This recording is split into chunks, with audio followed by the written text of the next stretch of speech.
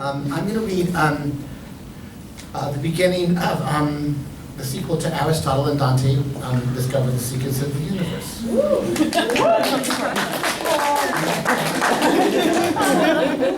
and the title of it is, the title of the novel is entitled Aristotle and Dante, the story of the world without us in it. And the prologue is in my phone.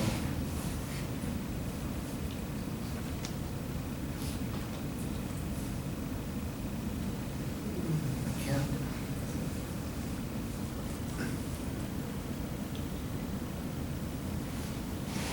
Everywhere I turned, everywhere I went, everybody has something to say about love. Mothers, fathers, teachers, singers, musicians, poets, writers. It was like the air. It was like the sun.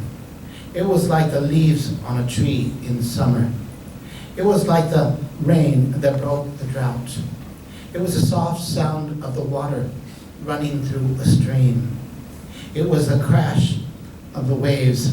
It was the sound of the waves crashing against the shore. Love was a wind that blew through a heart that could not live without a storm. Love was all things beautiful. Love was why we fought our battles. Love was what we dreamed of when we slept. Love was what we wanted to wake to when we opened our eyes. When we opened our eyes to greet the day. But what was it? What was it? And why did it hurt?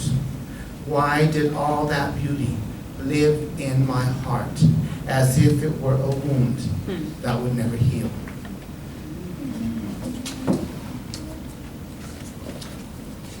Part 1, Discovering the Art of Cartography. Dante's head was lying on my chest, and I could see the dark sky above us, the cool breeze blowing over the desert, over the desert on our bodies. The desert was so large and overwhelming, and Dante and I were so small. But even in our smallness, in the stillness of the dawn, it felt as if the universe had stopped whatever it was doing just to look down on us, at me and Dante. Nothing in my life had ever been perfect, not even close. But this was perfect. I thought about God, and I wondered if he hated me, if he hated Dante. But even if he did hate us, the word love was still living inside me, and I felt as alive as I had ever felt. The word love was like a fire burning inside me, and it made me feel like, I don't know, yes, that was it. It made me feel. And I wasn't going to run away from that word, not ever again. And I wasn't going to run away from Dante. The time for running from myself was over. I pulled Dante closer to me and held him. I could smell his skin and his breath, and I could smell the coming rain. For once in my life, I wasn't scared, and I didn't feel alone. And there was a song living inside of me, even if I didn't know the words to that song. I placed my hand on his chest, and I could feel the beating of his heart. I shut my eyes and pictured the look in his eyes as I put my forehead on his. There was no anger, no confusion, no hurt. Maybe the word perfect didn't come along very often. Maybe it was a word that only visited you for a while. Maybe it was only a moment that said hello and said goodbye, almost in the same breath. As I lay there in the back of my pickup, there was only the dawn and me and Dante. Maybe when the sun came up, We would have to hide from its blinding and overwhelming stare. But there was nowhere to hide, and I knew it. But what we felt would have to be a secret. I didn't want to live in a secret, didn't want to be anybody's secret. But I had this awful feeling that keeping what we felt for each other a secret was the only way that we were going to survive. I thought about that night when we stayed up all night. Dante was reciting his favorite quotes from Romeo and Juliet, and he'd memorized. He looked at me and whispered, "When he shall die, take him and cut him out in little stars, and he will make the face of heaven so fine that all the world will be in love tonight, and pay no worship to the garish sun." I realized now that Dante had been whispering those words to me. Why hadn't I known that? I hadn't known that because I hadn't wanted to know it. But now I knew. It was true what they said. People only see what they want to see. I had the stupid thought that I wanted time to stop forever. I heard Mrs. Quintana's practical voice lecturing Dante because he was always running late. Time doesn't stop for you, Dante. And don't take it personally. It doesn't stop for anyone. What did she think about us? What did she really think about two boys in love? What did the universe think? Dante had taught me that the universe was vaster and far more beautiful than I had ever imagined. Maybe Dante was right about the world, that it was far more beautiful than any of us had ever dreamed.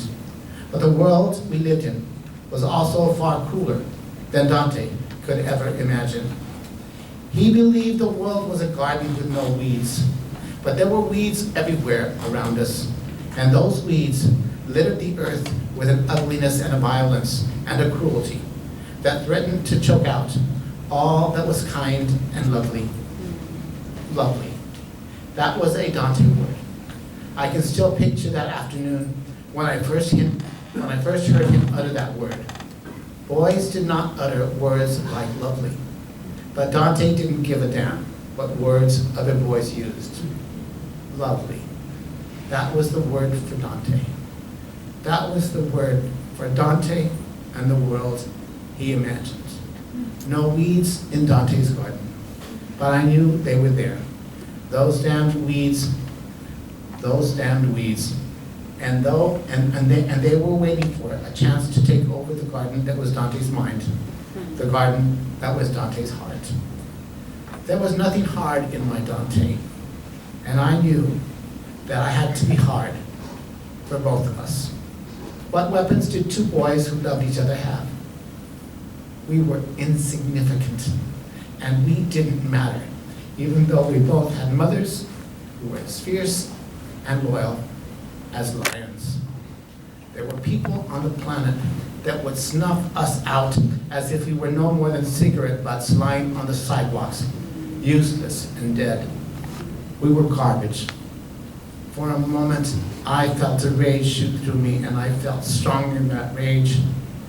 Strong in the same way I felt when I pounded on Julian Enriquez's face. And maybe that rage didn't know the difference between right and wrong, but I was glad it was there, because I knew it would help me to survive. What were we going to do? Me and my Dante. I could spend my days daydreaming of a large room full of burning candles and an orchestra playing just for us, and me dancing with the boy sleeping next to me, him in my arms, wearing that look in his eyes that made him appear as if he were an angel that had returned all the innocence to the world that had lost it. But that was Hollywood bullshit, and I knew it. I loved him. I loved him. I loved him. I knew that now. And once you know something, and you know the truth of that something, then there was no more pretending. There was no more pretending that you didn't carry the knowledge everywhere you went. You could never unknow the things you knew. I was thinking that once you loved someone, you could never unknow them.